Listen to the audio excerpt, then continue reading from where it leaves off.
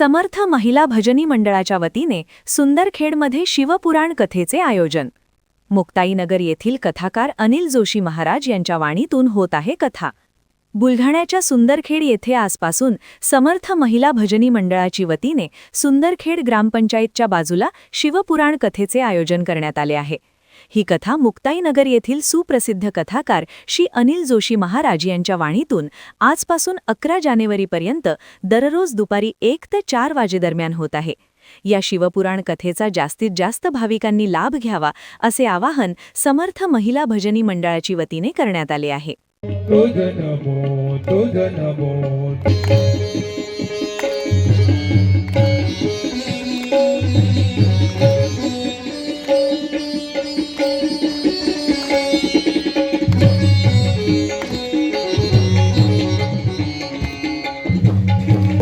आधार गुरु नाम प्रेलोक्याधार गुरु म्हणायला लागली की माझ्या मस्तकांच्या माळा कशा काय तुमच्या गळ्यामध्ये आल्या।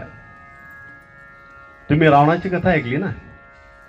रावण सुद्धा शिवभक्त होते आणि रावणाने असं म्हणतायत कथेमध्ये आहे ती आपली जी 10 तोंड होती त्या तोंडांची एक तंतू तयार करून वाद्य तयार करून त्या शिवाला अर्पण केल्या होत्या। शिवार्पणमस्तु शिवार्पणमस्तु हे सगळं शिवाला अर्पण असो। मी जे जे कृत्य करतो ते शिवाला अर्पण असो।